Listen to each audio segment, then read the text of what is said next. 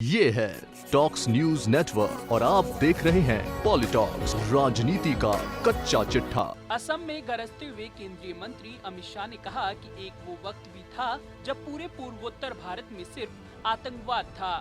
असम में एक समय आंदोलनों का दौर आया, अलग अलग बातों को लेकर आंदोलन हुए, सैकड़ों युवा मारे गए, असम की शांति को भंग कर दिया गया, साथ ही असम के विकास को रोक दिया गया। एक जमाने में यहाँ के सारे राज्यों में अलगाववादी अपना एजेंडा चलाते थे, युवाओं के हाथों में बंदूक पकड़ाते थे। अमित शाह ने कहा कि केंद्र में हमारी सरकार आने के बाद पीएम मोदी पिछले 6 वर्ष में 30 बार पूर्वोत्तर भारत में आए। एक ऐसा भी वक्त था जब कोई प्रधानमंत्री कभी कभार यहाँ आते थे। इसके बाद से असम में विकास को गति मिल रही है। असम देश की संस्कृति का गहना है। पूर्वी भारत के बिना भारत का विकास अधूरा है।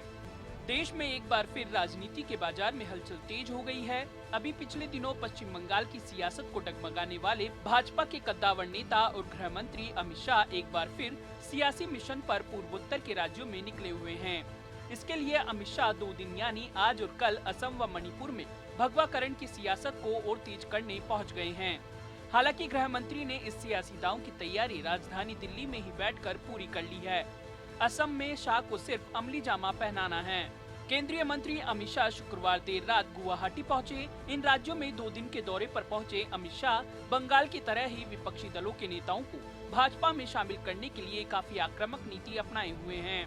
कोरोना महामारी और खराब स्वास्थ्य के चलते शाह की राजनीति में सक्रियता धीमी पड़ गई थी, लेकिन अब भाजपा के सबसे कुशल माने जाने वाले रणनीतिकार ने अगले साल कई राज्यों में होने जा रहे विधानसभा चुनाव के लिए अभी से शहमात का खेल खेलना शुरू कर दिया है। पूर्वोत्तर राज्यों में अपने मिशन की शुरुआत करते हुए आज असम में गृह मंत्री अमित शाह ने कहा कि असम में लगभग 4.5 साल के अंदर जो विकास की यात्रा पीएम मोदी की अगुवाई में यहाँ सर्बानंद सोनोवाल और हेमंत बिस्वा शर्मा की जोड़ी ने आगे चलाई है, इसका एक महत्वपूर्ण पड़ाव आज है।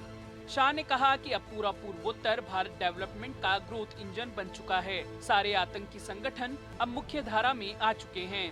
इस दौरान कांग्रेस पर हमला बोलते हुए केंद्रीय गृह मंत्री अमित शाह ने कहा कि कांग्रेस ने असम के लोगों और उनके गौरव के लिए कुछ नहीं किया।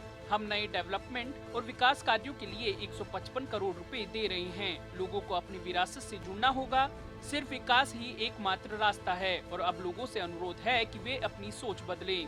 इस मौके पर असम को कई बड़ी सौगातें देते हुए अमित शाह ने कहा कि असम में 1 लाख से ज्यादा नाम घर वैष्णव संप्रदाय को, हमारी संस्कृति को, शंकर देव के संदेश को आगे बढ़ाने का काम कर रहे हैं। उनमें से 50 साल पुराने 8000 नाम घरों को आज 2.5 लाख रुपए देने का काम हो रहा है। उन्होंने कहा, मैं यहाँ पहले भी आया हूँ। हम लखीमपुर, नांगांव और तिनसुकिया में नए मेडिकल कॉलेज बना रहे हैं। शाह ने कहा कि आज राज्य के अंतर्गत 11 विधि कॉलेजों की स्थापना की आधारशिला रखी गई है। असम ने इस देश को गोगोई साहब के रूप में सीजेआई देने का काम किया है। ये विधि विद्यालय अनेक ऐसे विद्वानों को हमारी न्याय प्रणाली को सुदृढ़ करने के लिए देंगे।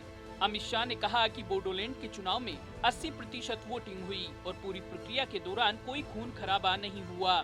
हमने बोडोलैंड के विकास के लिए 5000 करोड़ रुपए दिए हैं, जिससे जमीनी स्तर पर बड़ा बदलाव देखने को मिलेगा। लोगों ने इस सेमीफाइनल में हमारे लिए वोट किया है और मुझे उम्मीद है कि फाइनल असम विधानसभा चुनाव में भी वो हमारे लिए वोट देंगे। शाह ने आगे कहा कि कोरोना वायरस को फैलने से रोकने में असम सबसे आगे रहा।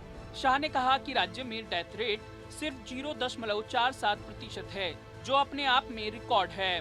पॉलिटॉक्स ब्यूरो, दिल्ली।